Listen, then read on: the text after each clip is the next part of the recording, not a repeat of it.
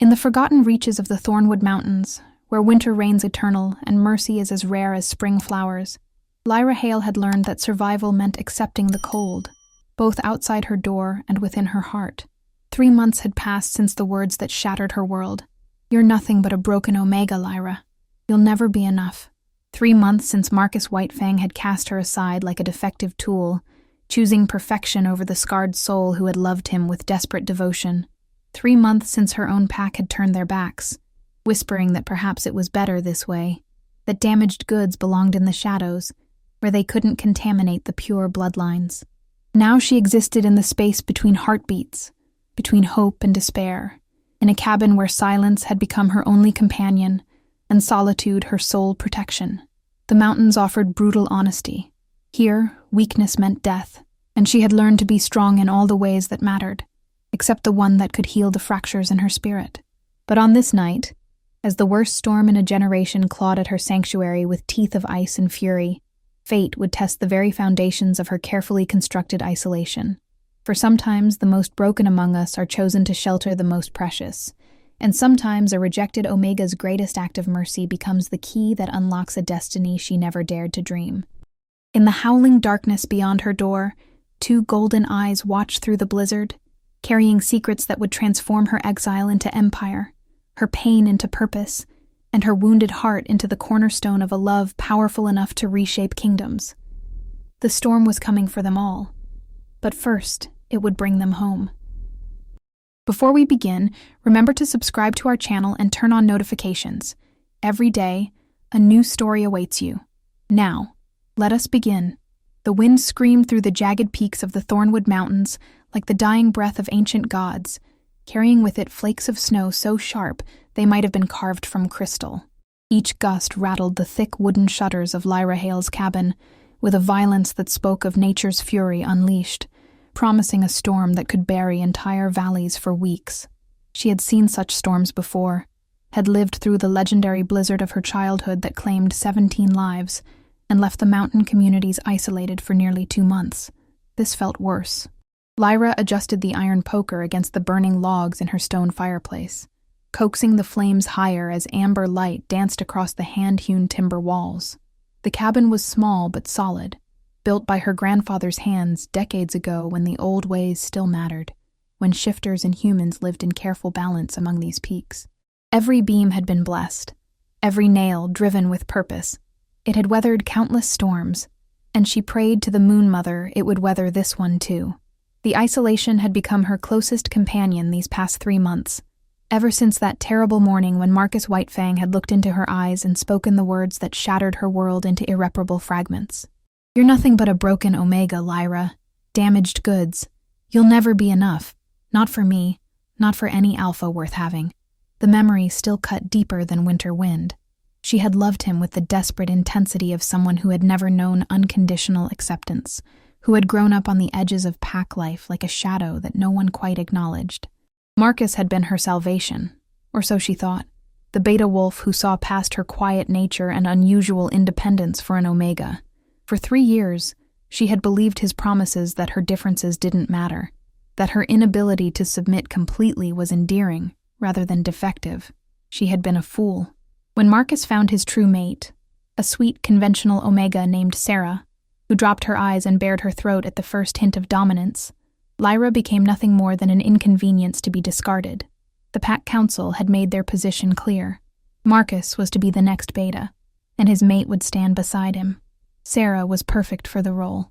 Lyra was not.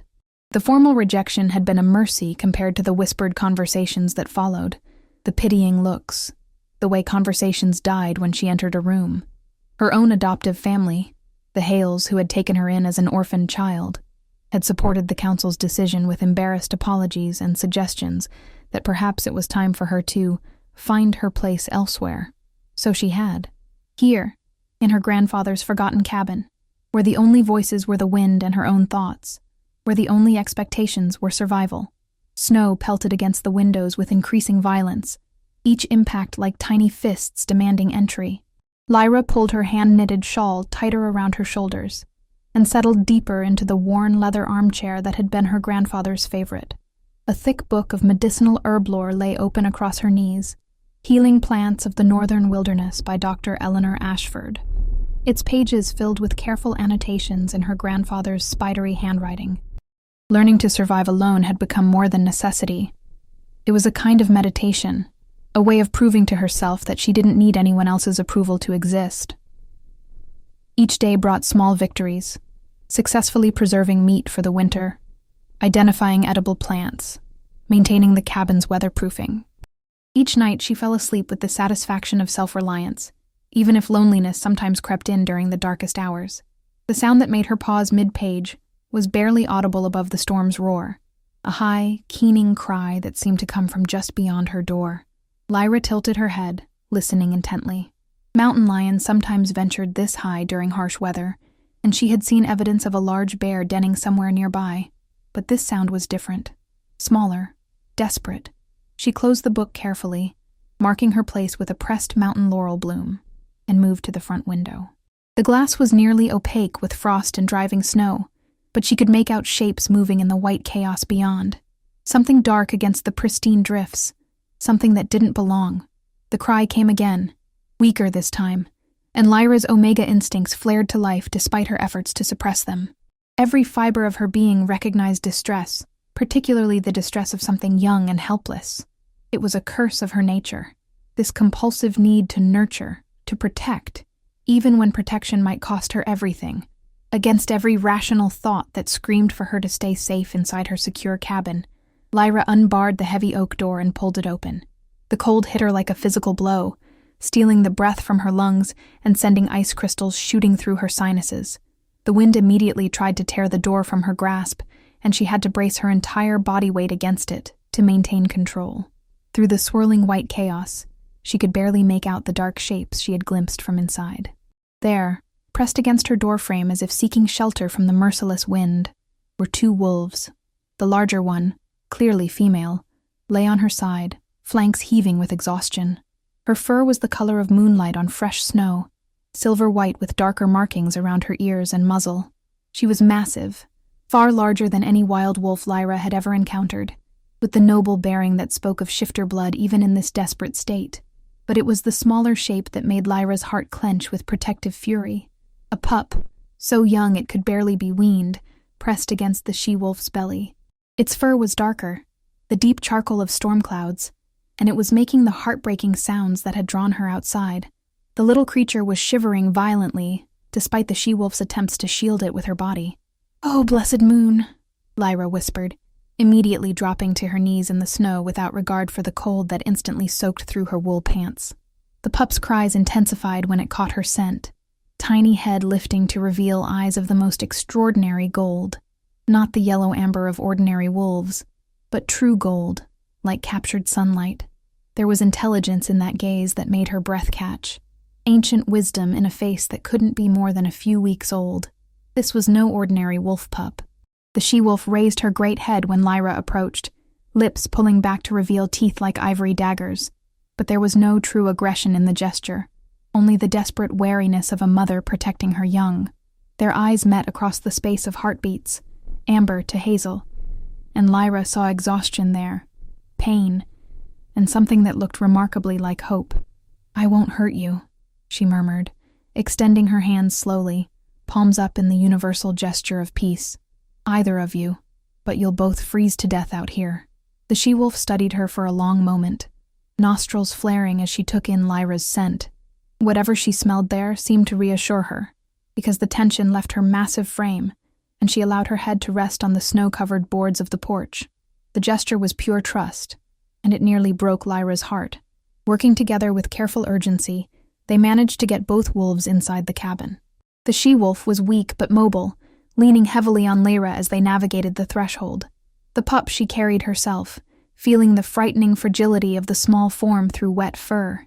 He couldn't weigh more than 5 pounds, and his body temperature was dangerously low. Inside the blessed warmth of her home, Lyra could properly assess their condition, and what she saw made her stomach clench with worry. Both animals were severely malnourished, their ribs showing through matted fur. The she-wolf bore several healing wounds along her flanks and shoulders. Bite marks from other wolves, claw marks that could have come from bears or mountain cats. These two had been through a battle, possibly several, but it was the pup's condition that truly frightened her. Beyond the cold and hunger, there was something wrong with his left hind leg, a break or severe sprain that made him whimper when she examined it gently. His breathing was too rapid, too shallow, and when she lifted his small muzzle, his gums were pale. Shock, possibly infection. Certainly exposure to elements no creature so young should have to endure. "What happened to you?" she whispered, wrapping the pup in one of her warmest blankets and settling him near the fire. "Where did you come from?" The she-wolf positioned herself where she could watch both the pup and the door, golden eyes never stopping their vigilant sweep. Even injured and exhausted, she radiated the kind of protective intensity that spoke of royal bloodlines, of wolves born to command and defend. This was no rogue female wandering the mountains with her offspring. As Lyra prepared warm milk mixed with honey and a touch of her medicinal herbs, she found herself studying the pair more closely. The pup's bone structure was too refined for a common wolf, his features holding an almost human delicacy beneath the fur. And now that he was warm and calm, she could see other things. The way his tiny fingers flexed as he dozed, the slight elongation of his limbs that suggested a shifter child caught between forms. The realization hit her like an avalanche. This wasn't just any shifter child. Given the she-wolf's size and bearing, the obvious royal bloodlines, the fact that they were being hunted through a killing storm, this had to be someone important. Someone whose disappearance would be noticed, whose location would be desperately sought. "You're the missing prince," she breathed, looking down at the sleeping pup with new understanding. "And you?" Her gaze shifted to the she-wolf. "You're his guardian, his protector." The she-wolf's ears twitched at her words, confirming what Lyra had already begun to suspect. This was no ordinary family group fleeing bad weather. This was a rescue mission gone wrong, a desperate flight from some terrible danger that had driven them to seek refuge in the most inhospitable terrain on the continent, which meant that someone would come looking for them, someone with the resources to track through blizzard conditions, someone who wouldn't be deterred by a little isolated Omega hiding in her grandfather's cabin. As if summoned by her thoughts, a sound cut through the storm's constant roar, a howl that seemed to shake the very foundations of the mountains. It was impossibly deep, resonating with a power that made every instinct in Lyra's body scream warnings. This was not the call of any ordinary wolf. This was the voice of an alpha in his prime, and he was hunting. The she-wolf's reaction was immediate and terrifying. She struggled to her feet despite her injuries, hackles raised, lips drawn back in a snarl that vibrated with barely contained terror. The sleeping pup whimpered and pressed closer to the fire, even unconscious, recognizing the threat in that distant call. Another howl answered the first, then another, until the mountains rang with a chorus that spoke of organized pursuit, of trained hunters closing in on their quarry. The pack was out there in the storm, following scent trails that would lead directly to Lyra's door. And at the head of that pack, she now realized with growing dread, would be someone who had the authority to command such loyalty, such fearless dedication to the hunt. The Alpha King himself was coming for his missing heir. Lyra looked down at the sleeping child in her arms, at the wounded guardian who would die before allowing harm to come to her charge, and felt the weight of destiny settling around her shoulders like a cloak she had never asked to wear. In rescuing these two from the storm, she had crossed an invisible line between anonymity and consequence, between safety and a fate she couldn't begin to imagine. The howls were getting closer, and with each echoing call, Lyra understood that her life as a forgotten Omega hiding in the mountains was about to end forever. Whether what came next would be salvation or destruction remained to be seen. Outside her door, the storm began to weaken as dawn approached, and with the growing light came the sound of powerful paws on snow, of hunters who had found their trail at last. The Alpha King was coming, and there was nowhere left to run. The dawn broke like a blade across the mountain peaks, cutting through the storm clouds with shafts of pale gold that turned the snow-covered landscape into a glittering battlefield. Lyra had not slept. How could she, when every fiber of her being remained alert to the sounds beyond her cabin walls? The howling had stopped an hour ago, but the silence that followed was far more terrifying than any amount of noise. They were here. She could feel it in the way the very air seemed to thicken with supernatural tension, in the way her Omega instincts screamed at her to submit, to hide, to make herself as small and insignificant as possible. But she couldn't hide, not with the injured pup still sleeping fitfully in her lap. and his guardian lying watchful by the door. The she-wolf had refused all attempts at proper rest, positioning herself where she could see both the main entrance and the single window that faced the mountain path. Her golden eyes tracked every shadow, every shift in the light, and the low growl that rumbled continuously in her chest spoke of a predator preparing for her final stand. She knew, as Lyra knew, that whatever came with the morning light would determine all their fates. Lyra gently adjusted the blanket around the sleeping child, marveling again at the delicate features that were becoming more human as his strength returned. In the firelight, she could see the fine bone structure of his face, the way his small hands curled with surprisingly human-like dexterity. He was beautiful in the way that only royal bloodlines produced. Even as a child caught between forms, there was something ethereal about him that spoke of ancient magic and carefully preserved genetics. "What's your name, little one?" she whispered, smoothing the dark hair that had replaced most of his fur as he warmed and healed. "Are you the missing Prince Aiden I've heard whispers about? The heir who vanished 3 months ago?" The timing would be right. 3 months ago, news had spread even to the most isolated mountain communities about the Alpha King's son disappearing from the heavily guarded royal compound. Search parties had combed every territory in the 5 provinces, but no trace had been found. Most assumed the child was dead, taken by rogues, killed in some political machination, or lost to the dangers that constantly threatened those of royal blood. But here he was, alive and breathing softly against her chest, completely dependent on her protection. The responsibility of it made her hands shake. A new sound broke the morning silence. Not the wild howling of hunters on the trail, but something far more controlled and infinitely more dangerous. Footsteps, heavy boots on snow, moving with the measured pace of someone who knew exactly where they were going and felt no need for stealth. The she-wolf's growl intensified, and she struggled to her feet despite her injuries. Every muscle in her powerful body was coiled for violence, but Lyra could see the tremor of exhaustion in her limbs. Whatever fight was coming, the noble creature wouldn't last long against a healthy opponent. "Easy," Lyra murmured, though her own heart was hammering against her ribs. "Don't make yourself a target unless you have to." The footsteps stopped directly outside her door. One person, Lyra realized, though the power radiating from that single presence felt like an entire army. Her Omega instincts were in full revolt now, every cell in her body demanding that she throw herself to the floor and bare her throat in submission. The dominance pressing against her cabin walls was unlike anything she had ever experienced, not the aggressive posturing of young alphas trying to prove themselves, not even the mature authority of established pack leaders. This was primal, ancient, the kind of power that came from bloodlines so pure they traced back to the first wolves who walked upright, who learned to shift between forms, who built the great kingdoms that still ruled the shifter world. 3 measured knocks echoed through the cabin, each one reverberating through the wooden structure like thunder. Lyra's breath caught in her throat. Whoever was outside wasn't breaking down her door, wasn't demanding immediate surrender. They were asking for entry with the formal courtesy due to a host, even while their very presence spoke of the power to take whatever they wanted by force. "I know you're in there." The voice that came through the thick oak was deep enough to vibrate through her bones, carrying an accent that spoke of the highest levels of court education. "I can smell my son. My son." Lyra's world tilted on its axis as the full reality of her situation became clear. She wasn't harboring just any royal child. She was protecting the direct heir to the throne of the Northern Territories. And the voice outside belonged to Alpha King Cale Driven himself, the most feared ruler in 5 centuries of shifter history. The sleeping child stirred at the sound of his father's voice, small features scrunching in confusion as he began to wake. Golden eyes, so like those of the wolf outside, opened and fixed on Lyra's face with startling clarity.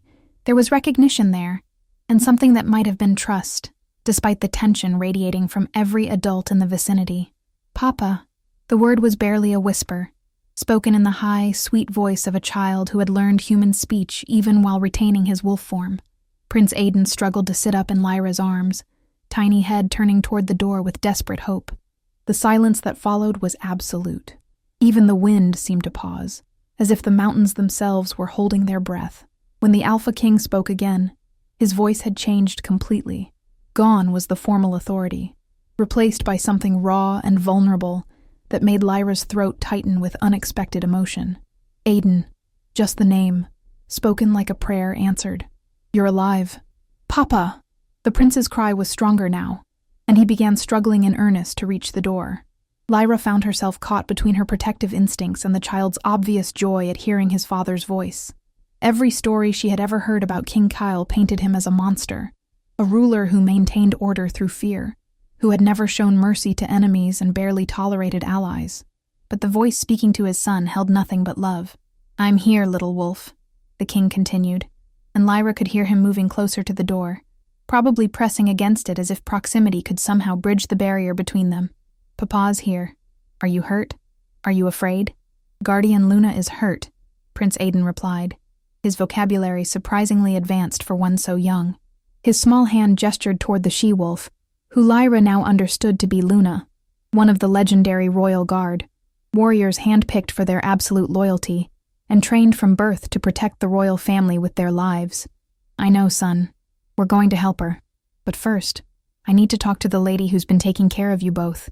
All attention suddenly focused on Lyra, and she felt the weight of destiny settling around her shoulders like a cloak made of lead. The Alpha King knew she was there, knew she had been caring for his son, and now her response would determine whether she lived to see another sunset. "Your Majesty," she managed, her voice steadier than she felt. I found them in the storm. They were dying. And you brought them inside. It wasn't a question. You fed them, warmed them, cared for their injuries. Anyone would have done the same. A sound that might have been laughter came from outside, though it held little humor. "No, Omega. Very few would have risked themselves for unknown wolves in a killing storm. Fewer still would have the courage to shelter the crown prince from his own father's search parties." The words sent ice through Lyra's veins. Did he think she had kidnapped the child? Was he here to punish her for interfering with royal business? "I didn't know who they were," she said quickly. "Not until this morning. I couldn't leave them to die." "Because you're Omega," the king said, and there was something in his tone that sounded almost like understanding. "Because protecting the vulnerable is written into your very DNA, regardless of the personal cost." Lyra blinked in surprise. She had expected anger, demands, threats.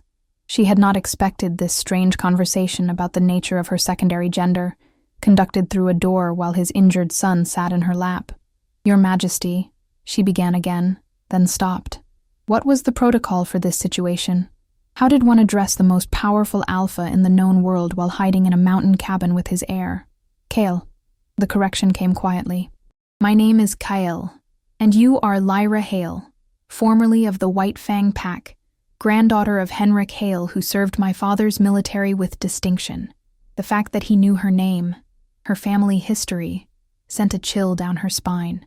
But then, if his son had been missing for 3 months, he would have investigated everyone and everything within 100 miles of where the child was last seen.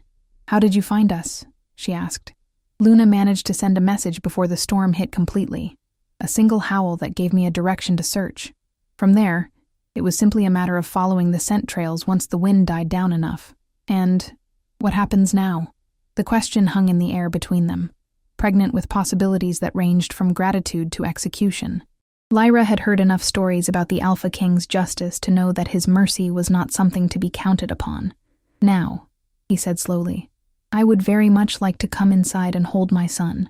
I would like to see his injuries for myself and ensure that Luna receives the medical attention she needs. And I would like to thank the Omega who saved both their lives when my own people could not." "Thank me?" "Aiden has been missing for 3 months, Lyra. 3 months during which I have torn apart kingdoms searching for him. During which I have questioned my ability to protect what matters most to me. You brought him through a storm that would have killed experienced warriors. You kept him alive when trained guardians failed." There was something in his voice that spoke of guilt, as much as gratitude, of a father who blamed himself for whatever had led to his son's disappearance in the first place. Prince Aiden had been listening to this exchange with the serious expression of a child who understood more than he should. Now he looked up at Lyra with those impossibly wise golden eyes. "Papa is sad," he told her matter-of-factly. "He cries when he thinks I can't hear." Lyra's heart clenched at the image of the feared Alpha King weeping for his lost child. Whatever else he might be, he was clearly a devoted father whose world had been shattered by his son's disappearance. "I think," she said carefully, "that your papa has been very worried about you.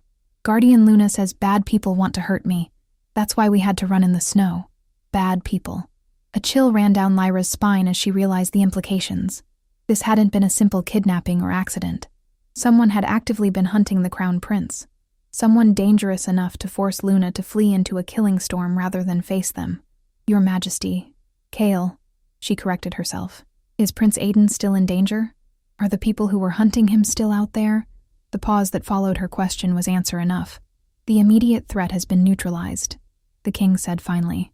But yes, there are always those who would harm a royal heir to advance their own agenda.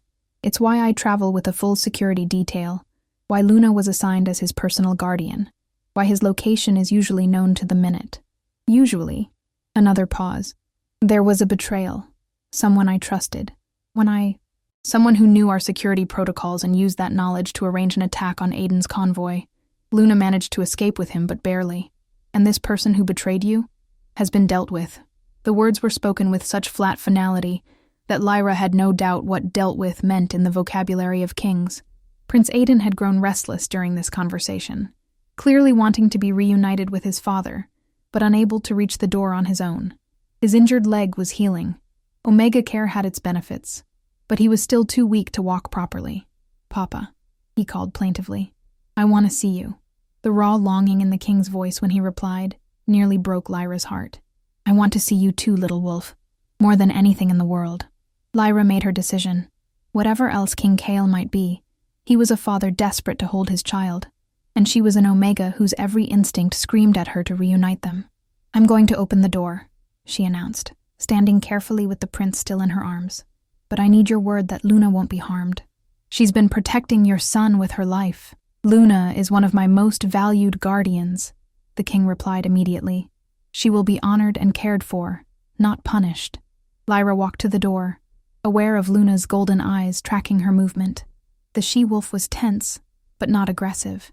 She too recognized her alpha's voice, despite whatever betrayals had led to their flight.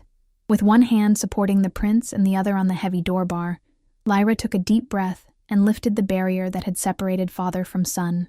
The door swung open to reveal a man who looked nothing like the monster from the stories. King Chaol Draven stood just outside her threshold, and Lyra's first thought was that the royal bloodline had clearly been designed by artists, rather than nature. He was tall, taller even than Marcus, who had always seemed to loom over her, with the kind of broad-shouldered, narrow-waisted build that spoke of a warrior in his prime. His hair was the same dark shade as his son's, though silver threads at his temples suggested he was older than she had expected. Maybe 35, certainly no more than 40. But it was his eyes that truly captured her attention. The same impossible gold as Prince Aiden's, but aged with experiences no child should know. There was power there, yes. The kind of dominance that could bring entire packs to their knees with a single glance. But there was also pain, carefully controlled grief, and a vulnerability that he was making no effort to hide as he stared at his son. Aiden. The name was barely a breath, spoken with such relief that Lyra felt tears prick her own eyes. Papa. Prince Aiden struggled in her arms, reaching toward his father with desperate excitement. King Chaol stepped forward, hands extended, and for a moment the three of them formed a strange tableau. The fearsome Alpha King, the rejected Omega, and the royal heir passing between them like the most precious thing in the world. When their hands touched as the prince transferred from her arms to his father's, Lyra felt a shock of electricity that had nothing to do with static, and everything to do with the way King Chaol's fingers lingered against hers for just a moment too long. Their eyes met over Prince Aiden's head, and something passed between them. Recognition, perhaps, or simply the shared relief of a crisis survived. But in that moment, Lyra understood with startling clarity that her life would never be the same. The Alpha King had come to her door, and she had answered. Everything that came after would be consequence. The sight of father and son reunited should have been the end of Lyra's involvement in royal affairs. She should have stepped back, allowed the king to collect his heir and guardian, and returned to her quiet life of mountain solitude. But as she watched King Chaol cradle Prince Aiden against his chest, she realized that nothing about this situation was going to be simple. My brave little wolf, the king murmured, his voice thick with emotion as he buried his face in his son's dark hair. I thought I had lost you forever. I wasn't scared, Papa, Prince Aiden replied with the fierce pride of a child trying to be strong. Guardian Luna protected me, And then the nice lady took care of us when Luna got hurt. King Kale's golden gaze lifted to meet Lyra's over his son's head, and she saw something there that made her breath catch. Not just gratitude, but a kind of recognition that seemed to look straight through to her soul. It was the way alphas looked at potential mates, she realized with a jolt of panic, though surely she was imagining things. A king would never look twice at a rejected Omega living in exile. The nice lady has a name, he said gently to his son, though his eyes never left Lyra's face. This is Lyra Hale, and we owe her a debt that can never be repaid. Does that mean she gets to come home with us? Prince Aiden asked with the innocent directness of childhood. I like her. She makes good soup, and she sings pretty songs, and she doesn't smell like fear when she looks at me. Lyra felt heat flood her cheeks at the child's casual revelation. Of course he had noticed that she wasn't afraid of him. Most Omega wolves would have been terrified to find themselves caring for a royal heir, knowing that the slightest mistake could mean execution. But something about Prince Aiden's gentle nature had put her immediately at ease. King Kale, however, seemed fascinated by his son's observation. She doesn't smell like fear, he repeated thoughtfully. How interesting. Your Majesty, Lyra began, but he held up a hand to stop her. Kale, he corrected again, this time with a slight smile that transformed his entire face from austere authority to breathtaking male beauty. I think we're past formal titles, don't you? You've saved my son's life. That makes you family, whether you want it or not. Family. The word hit Lyra like a physical blow, awakening longings she had thought safely buried.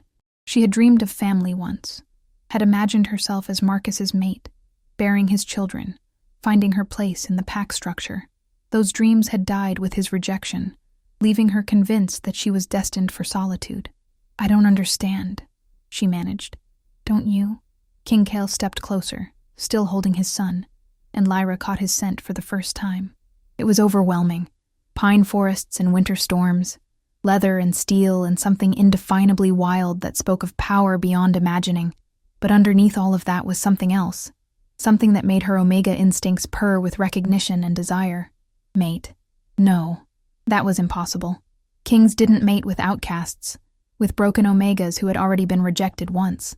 She was imagining things, projecting her own loneliness onto a situation that was already emotionally charged. Luna needs medical attention, she said quickly, desperate to change the subject. I've done what I can with herbs and basic care, but she has deep wounds that should be properly cleaned and stitched. The she-wolf in question had been watching this exchange with intelligent eyes, and she whimpered softly when her name was mentioned. King Kale immediately shifted his attention to his guardian, his expression growing serious as he took in her condition. My medical team is waiting at the base of the mountain, he said. We'll need to get her down there immediately. Ma'am, he paused, studying Lyra's face with unnerving intensity. Will you come with us? Come with you? Lyra's voice came out as barely a squeak. Your Majesty, Kale, I don't think that's appropriate. I'm nobody, a rejected Omega living in exile. You're the woman who saved my son, he replied firmly. And more than that, you're someone Aiden trusts. Look at him. Lyra followed his gaze and felt her heart melt. The young prince had somehow managed to twist around in his father's arms so he could see both adults, and he was looking at her with such hopeful expectation that she felt tears prick her eyes. Please come, Miss Lyra, he said in his sweet, piping voice. I don't want to say goodbye yet, and you could help take care of Luna until she's all better. Aiden, his father said gently, Miss Lyra has her own life here. We can't simply expect her to abandon everything to— What life? The words escaped before Lyra could stop them, bitter and raw. What exactly would I be abandoning? 3 months of talking to myself and reading the same books over and over. A cabin full of memories and no future? The silence that followed her outburst was deafening. Lyra felt her cheeks burn with embarrassment at having revealed so much about her pathetic existence. But King Kale's expression had softened with something that looked like understanding. Rejection is a special kind of hell, he said quietly. Especially for Omegas, who are told their entire worth depends on finding the right mate. His golden eyes seemed to see straight through to her damaged heart. But you're wrong about having no future, Lyra. What happened to you before? That was their failure, not yours. How would you know? She challenged, stung by what felt like pity. You're the Alpha King. You can have anyone you want. Can I? His laugh held no humor. I'm 38 years old, Lyra. Do you think it's by choice that I've never taken a queen? That Aiden's mother was a political alliance that produced an heir before dying in childbirth, leaving both of us to navigate a loveless arrangement that ended in tragedy? The raw pain in his voice stopped her angry retort before it could form. She had heard rumors about Queen Isabella's death, of course, the beautiful Spanish princess who had died bringing the heir into the world, leaving King Cale to raise his son alone. But she had never considered that the marriage might have been as empty for him as her relationship with Marcus had been for her. "I'm sorry," she whispered. "I didn't mean to." "You meant exactly what you said," he interrupted, but not unkindly. "And you have every right to be angry. But don't let that anger convince you that you're worthless, because you're not. What you did for my son, for Luna, that took courage most people don't possess." Prince Aiden had been listening to this exchange with the solemn expression of a child who understood more than he should. Now he reached out one small hand to touch Lyra's face, his golden eyes wise beyond his years. "You're sad like Papa used to be," he observed. "But maybe if you come with us you'll get happy again, like Papa did when he found me." The innocent words hit Lyra with unexpected force. When had she last felt truly happy? Not content, not merely surviving, but genuinely joyful. She couldn't remember. "I don't have anything to pack," she heard herself say, as if the decision had been made by someone else. "Just some clothes and my grandfather's books." King Cale's smile this time was brilliant enough to rival the sun reflecting off snow. "Then we'll wait while you gather what you need. Take your time." Moving in a daze, Lyra collected her few possessions: clothes, her grandfather's medical journals, a few treasured photographs, and the wooden wolf carving he had made for her as a child. Everything she owned fit into a single leather satchel, a testament to how small her world had become. When she emerged from the bedroom, she found King Cale had managed to coax Luna to her feet and was supporting the she-wolf's weight as they prepared to leave. Prince Aiden rode on his father's shoulders, chattering excitedly about showing Lyra his room in the castle and introducing her to his favorite horses. "Are you sure about this?" King Cale asked as they stepped outside into the crisp mountain air. "Once you come with us, everything changes. There's no going back to anonymity, to hiding from the world." Lyra looked back at the cabin that had been her refuge and realized it had also been her prison. "Good," she said firmly. "I'm tired of hiding."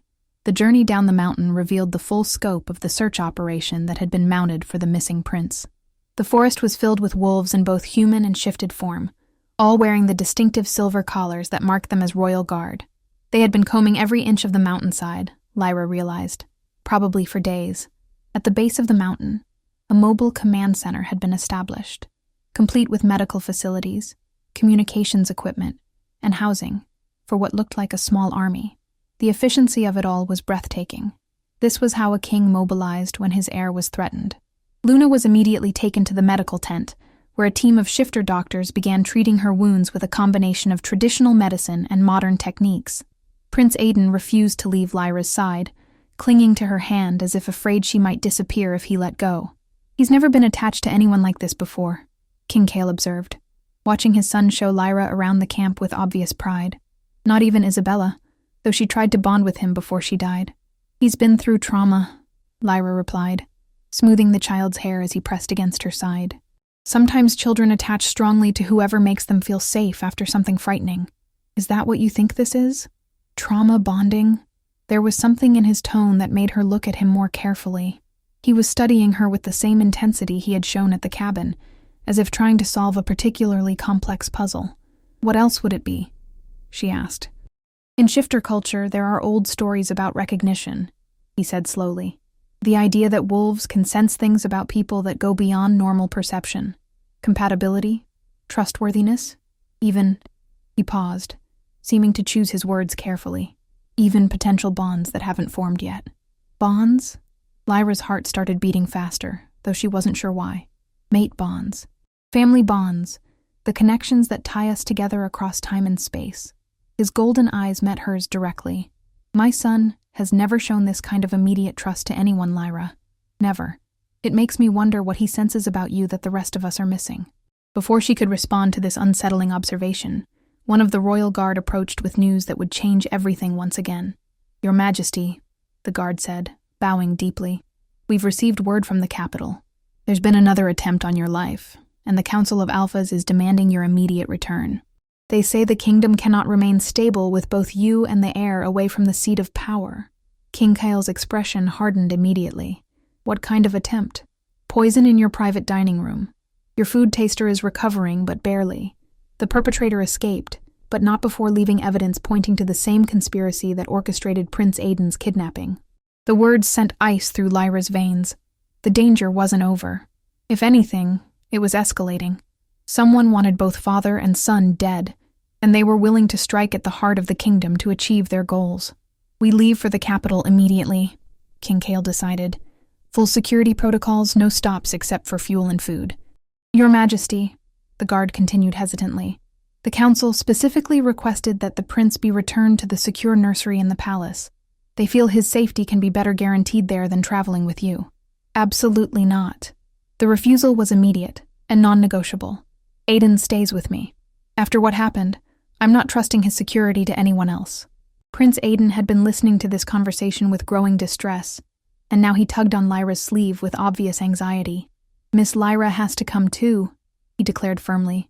She has to come to the castle with us. Promise me she's coming. King Kale looked at Lyra with an expression that was part question, part plea. The offer stands, he said quietly. But I have to warn you, court life isn't easy, especially for someone without political connections. There will be those who question your presence, who see you as a threat or an opportunity to be exploited. And there will be those who want to hurt Papa, Prince Aiden added with the matter-of-fact tone of a child who had learned too early that the world was dangerous. But they won't hurt Miss Lyra if she's with us, right, Papa? You'll protect her like you protect me? The promise in King Kale's eyes as he looked at Lyra was fierce enough to take her breath away. Anyone who wants to hurt her will have to go through me first, he said, and she believed him completely. Standing there in the mountain camp, surrounded by armed guards and the evidence of royal power, Lyra felt the last of her old life falling away like a discarded cloak. 3 days ago, she had been a rejected Omega hiding from the world. Now she was, what, a royal companion? A governess to the crown prince? Something else entirely? I'll come, she said, making the decision that would reshape her destiny. But I want to help with Prince Aiden's care officially, not as a guest or a charity case, but as someone with a real role. King Kale's smile was warm enough to melt glaciers. Consider yourself appointed as special advisor to the crown prince. The position comes with apartments in the royal wing, a generous salary, and my personal protection. Special advisor? Lyra couldn't hide her amazement. But I'm not qualified for... You kept my son alive when trained professionals failed, he interrupted. You earned his trust and affection in a single night. You have healing skills, protective instincts, and most importantly, you see him as a child first and a prince second. That makes you more qualified than anyone else in the kingdom. As they prepared to leave for the capital, Lyra found herself sitting in the royal transport with Prince Aiden sleeping against her shoulder and King Kyle across from them, handling state business on a secure communication device. Every few minutes, his gaze would drift to her and his son, and she would catch something in his expression that made her heart race. It wasn't gratitude anymore. It wasn't even simple attraction, though she was beginning to recognize that as well. It was something deeper, more complex, the look of a man who was beginning to see possibilities he had never allowed himself to consider. Lyra, he said suddenly, setting aside his work, I need to ask you something, and I need you to be completely honest with me. Of course. When you look at me, what do you see? Not the king, not the title, just me. What do you see? The question caught her completely off guard. She studied his face in the dim light of the transport, taking in the strong jawline softened by exhaustion, the golden eyes that held both power and pain, the way his entire expression gentled when he looked at his sleeping son. I see someone who loves his child more than his own life, she said finally. Someone who's been carrying too much responsibility for too long. Someone who's forgotten that he deserves happiness too. Something shifted in his expression at her words. And when I look at you, he said softly, I see the woman who brought light back into my son's world. The woman who showed courage when others would have shown fear. The woman who... He trailed off, seeming to struggle with words. But Lyra's Omega instincts were responding to the warmth in his voice, the way his scent was shifting into something that spoke of attraction and possibility. The woman who what? She whispered. The woman who makes me remember what it feels like to want something for myself instead of just for my kingdom. The admission hung in the air between them, charged with implications that neither was quite ready to address directly. But Prince Aidan stirred in his sleep, mumbling something about home and safety and Miss Lyra, and both adults smiled at the unconscious contentment in the child's voice. "He's happy," King Cale observed. "For the first time since his mother died, he seems truly happy." "Children are resilient," Lyra replied, stroking the prince's hair. "They adapt quickly when they feel secure." "And do you feel secure, Lyra? With us? With this new life you're choosing?" She considered the question seriously, thinking about everything that had changed in the past 24 hours. Yesterday she had been alone and purposeless, hiding from her failures and convinced that she had no future worth pursuing. Today she was traveling to the royal capital with the most powerful man in the kingdom and his son, about to take on responsibilities she had never imagined. It should have been terrifying. Instead, for the first time in months, she felt something that might have been hope. "I feel like I'm exactly where I'm supposed to be," she said honestly. King Cale's smile was soft and genuine, transforming his austere features into something breathtakingly beautiful. "Good," he said simply, "because I have the feeling our story is just beginning." As the royal transport carried them through the night toward the capital and whatever challenges awaited them there, Lyra held the sleeping prince and watched the man who was quickly becoming much more than just a king to her. She had rescued a pup from a blizzard, and in doing so, had saved not just his life, but her own. Whatever came next, political intrigue, assassination attempts, the complex dance of court life, they would face it together. The rejected Omega, the Alpha King, and the young prince who had brought them all into each other's orbits. Some rescues, Lyra thought drowsily, as exhaustion finally began to claim her, changed everything for everyone involved. And some storms, no matter how fierce, were just nature's way of bringing the right people together at exactly the right time. The future stretched out before them, uncertain but no longer empty, full of possibilities that none of them could have imagined when the blizzard first began to rage across the mountains. As dawn broke over the distant capital, painting the sky in shades of gold that matched the sleeping prince's eyes, Lyra finally understood what it meant to be home. 6 months later, the gardens of the royal palace bloomed with late summer flowers, their vibrant colors a stark contrast to the snow-covered mountains where Lyra's new life had begun. She walked the winding paths with a sense of peace she had never thought possible, pausing to admire the roses that Prince Aidan had insisted on planting in her honor. Miss Lyra, look what I can do." The familiar voice made her turn with a smile, as Prince Aidan came racing toward her across the manicured lawn, his small legs pumping with excitement. At 4 years old, he had grown stronger and more confident in the months since their mountain adventure, though he still insisted on Lyra's presence at bedtime and during thunderstorms. "What amazing thing have you learned now, little prince?" she asked, crouching down to his level as he skidded to a stop in front of her. "I can shift my eyes," he announced proudly, concentrating hard. His golden irises flickered for a moment, taking on the distinctive glow that marked an active shifter. "Papa says it's very advanced for someone my age." "It is indeed," Lyra agreed, appropriately impressed. "Your father must be very proud." "He is. He said when I get bigger he'll teach me to shift completely, and then we can go running in the mountains like we used to before." His expression sobered slightly at the memory of darker times, but brightened immediately. "But that's not the best part. Guess what Papa told me this morning?" Before Lyra could respond, a familiar deep voice answered from behind her. "That depends on whether you can keep a secret for another hour, little wolf." Lyra's heart skipped as King Cale approached them across the garden, looking devastatingly handsome in casual clothes rather than his formal court attire. The past 6 months had been good to him. The constant tension that had marked his features when they first met had eased into something warmer and more relaxed.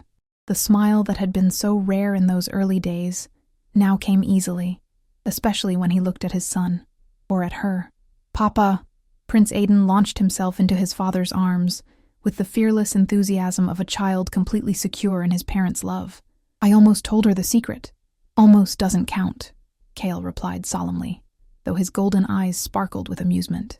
"Besides, I think Miss Lyra might have some secrets of her own." "I do?" Lyra asked, genuinely confused. "Well," Cale said, setting his son down but keeping one hand on the boy's shoulder. For instance, did you know that the Council of Alphas officially approved your appointment as Royal Advisor to Childhood Development last week?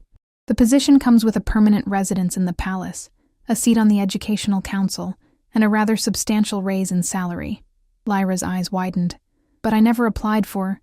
I may have submitted your name for consideration, Kale admitted with a slight grin.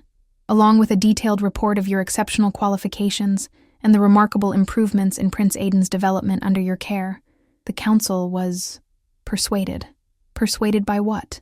By the fact that their future king adores you, trusts you completely, and has shown more emotional growth in 6 months with you than in the previous 3 years combined. His expression grew more serious. And by the fact that his father has come to depend on your wisdom, your kindness, and your presence more than he ever thought possible. The words sent warmth flooding through Lyra's chest. But before she could respond, Prince Aiden tugged on her dress with barely contained excitement. "That's not even the real secret," he announced. "The real secret is that Papa bought you a present, and it's hidden in the rose garden, and he's going to give it to you at the party tonight." "Aiden," Kale said with mock exasperation, "what part of secret did you not understand?" "But Papa, I'm too excited. I can't keep it inside anymore." The little prince bounced on his toes with enthusiasm. "It's the most beautiful present ever, and Papa spent weeks making sure it was perfect, and—" "Aiden," Kyle interrupted gently, "why don't you go find Guardian Luna? I believe she promised to show you the new foals in the stable." The boy's eyes lit up immediately.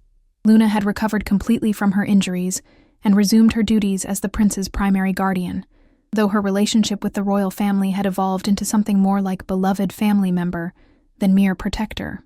"Can Miss Lyra come see the foals too?" "Later," Kale promised. "Right now, I need to speak with her privately." Prince Aiden considered this for a moment, then nodded with the serious expression he wore when discussing important matters. "Are you going to tell her you love her now?" The question hung in the garden air like a challenge, and Lyra felt her cheeks burn with sudden heat. She and Kale had grown incredibly close over the past months, their relationship evolving from gratitude to friendship to something deeper that neither had been brave enough to name. "Perhaps," Kale replied solemnly to his son, "if she'll let me." "Good," Prince Aiden declared, "because she loves you too. I can smell it on her whenever you're around." With that profound observation, he skipped off toward the stables, leaving the two adults alone among the roses. Silence stretched between them, filled with 6 months of unspoken words and carefully controlled attraction. Lyra had learned to read Kyle's moods, to anticipate his needs, to provide counsel on matters ranging from kingdom policy to his son's education. He had shown her trust, respect, and affection beyond anything she had ever dreamed possible, but they had never spoken of love. "Is he right?" Kyle asked quietly, stepping closer until she could see the flecks of amber in his golden eyes. "Can he really smell it on you?" "Children are very perceptive," Lyra managed, her voice barely above a whisper.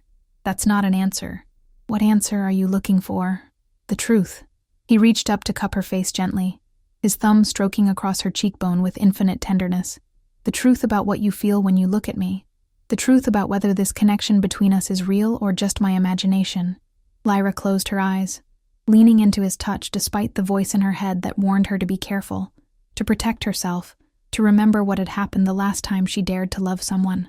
"I'm scared," she admitted. "Of me? Of this? Of hoping again? Of believing that someone like you could really want someone like me?" She opened her eyes to meet his gaze directly. "I'm a rejected Omega, Kale. I'm damaged goods with trust issues and no political value whatsoever. You're the Alpha King. You could have anyone. I don't want anyone else," he interrupted firmly.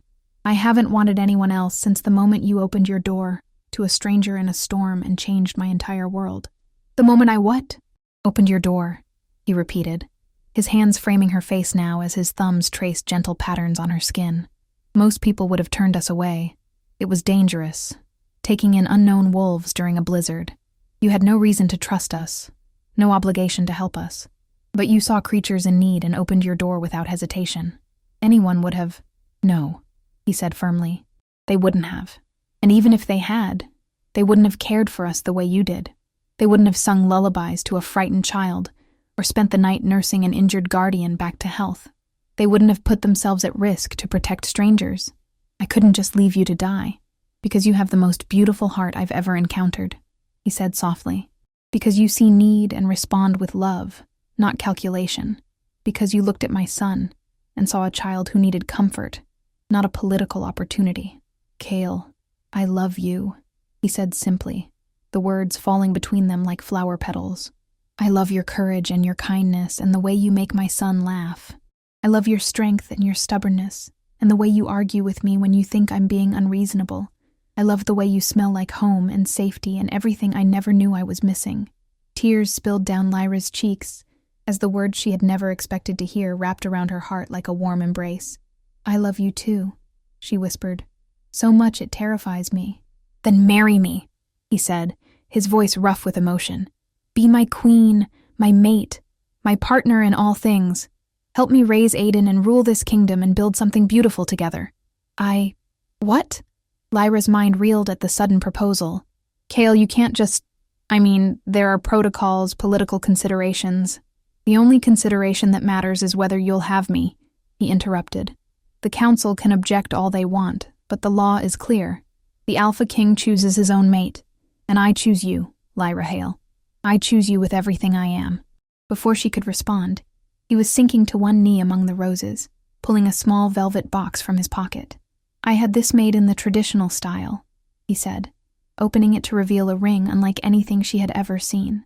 The band was crafted from white gold, inlaid with a pattern of mountain peaks that spiraled around to cradle a stunning sapphire the color of winter sky. The stone came from the mountains where we met, from a mine near your grandfather's cabin. I thought it would remind us both of how this all began. Lyra stared at the ring, overwhelmed by the thoughtfulness and symbolism of the design. This wasn't just a piece of jewelry. It was a declaration, a promise, a piece of their shared story crafted into something beautiful. The night we met, she said through her tears, I thought my life was over. I thought I would spend the rest of my days alone in that cabin, hiding from a world that had no place for me. And now I know that sometimes the worst storms bring the most precious gifts. She held out her left hand, watching as he slipped the ring onto her finger with shaking hands. Yes, Cale. Yes to everything. When he kissed her, it was with the desperation of 6 months of restrained longing finally set free. She tasted love and promise on his lips, felt the bond between them solidify into something unbreakable. Around them, the garden bloomed in approval, and somewhere in the distance, she could hear Prince Aiden's delighted laughter as Luna undoubtedly shared the good news. So, what happens now? She asked when they finally broke apart, both breathing hard. Now, Cale said, his smile brighter than the summer sun. We have a party to attend. The Council of Alphas is expecting an announcement tonight, though I doubt they're prepared for the one I'm planning to make. Will they object? Probably. But I've learned that the best decisions often come from the heart, rather than political strategy. He stood and pulled her into his arms, spinning her around among the roses, while she laughed with pure joy. Besides, they'll change their tune once they see how happy you make their future queen. Queen, Lyra repeated wonderingly. I'm going to be a queen. You've been a queen since the day you saved my son, Cale corrected. The crown is just a formality. As they walked back toward the palace together, hand in hand, Lyra reflected on the journey that had brought her to this moment.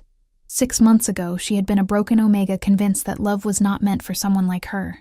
Now she was engaged to the most powerful Alpha in the kingdom, about to become stepmother to a wonderful child and queen to an entire realm. It was like something out of the fairy tales her grandfather used to tell her, the rejected heroine who finds true love and a happy ending despite impossible odds.